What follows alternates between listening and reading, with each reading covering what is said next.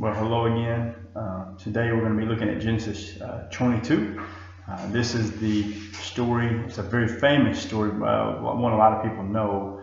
It's the story of Abraham being tested by God, and God asked Abraham to sacrifice his son Isaac, the very son that God had said that he was going to bless the nations through. And so, if you remember, Abraham has two children, Ishmael, who was born by Hagar, the maidservant, and then Isaac, who was born by Sarah, and that's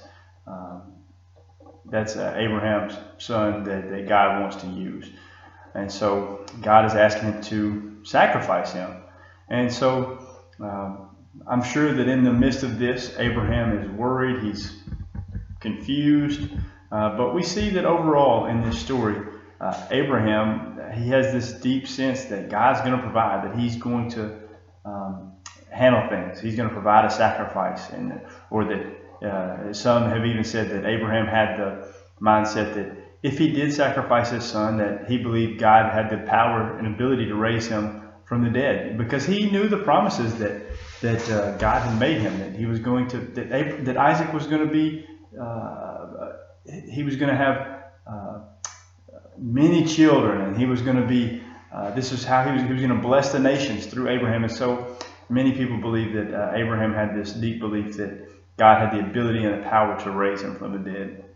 But we see that Abraham, he just had this consistent faith that God would provide and make a way.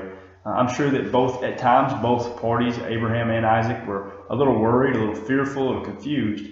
But ultimately, they trusted one another. Even Isaac, when his father tied him up. Don't you think a young boy, I don't know how old he was, but some have said an early teen, and his father being very old, Abraham over 100 years old at this point. Don't you think this young boy probably could have gotten away from his father?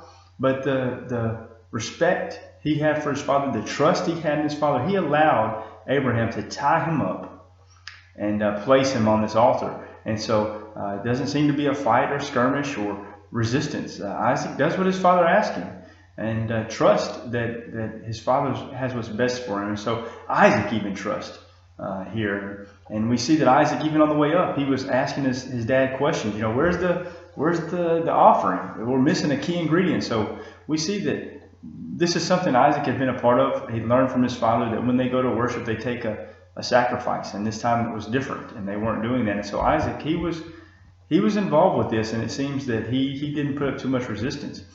But I want to get to the big picture and the big takeaways from here. There's several, and so the first one is, why would God test Abraham like this? You see, Abraham and God had a long relationship, and they'd been through ups and downs of Abraham doing something great, and then lying. He'd lie or do something silly. Or even when God had made this promise to him, and God delayed in fulfilling his promise, and Abraham took matters in his own hand and had a child with Hagar. And so we see that at times Abraham doubted God. And so I believe that God had been giving Abraham these lessons, and now he wanted to give him a test. Just like in school, we get lectures and different assignments and different things, and then you get a test. Well, I believe that God was giving him a test here and was trying to see, okay, Abraham, we've been through a lot. Do you really believe that I'm God? Do you really believe that I'm in control? Do you really believe that I am who I say I am, and I'm going to make good on my promises? And so this was the big test, and Abraham, he passed it. He passed it. He had been learning along the way and picking up on things. Next, what does this teach us about Jesus Christ? And I believe we get a picture of what Jesus is going to do for us. You see, this reminds us of what Christ did for us. You see, God the Father, he did sacrifice his son. And so we see Abraham going to sacrifice his son. Well, he didn't go through with it because God intervened. But in our case, God the Father did sacrifice God, Jesus Christ, the Son. He did sacrifice him. And we see that Abraham, he went to the altar with no sacrifice. He didn't have an animal. He didn't have a sacrifice. And for us, that's true of us. When we come to God, we don't have a sacrifice. We have nothing to offer God. But Abraham made the statement that God will provide the sacrifice, and God has provided the sacrifice for us. He's provided the perfect sacrifice, the Lamb, Jesus Christ. And so he has provided the sacrifice for us, the sacrifice that we couldn't provide. And so that's how it works. And then lastly, what does he want us to learn from this story? I believe that God wants us to see that we can trust him and obey him. You see, in the end, Abraham, he obeyed, and God blessed him richly for his obedience. And so I believe that God is trying to teach us, trust him, obey him, do the things he's asked, and he'll take care of us. He'll provide and meet our needs. So I hope this helps, and looking forward to next week with you guys.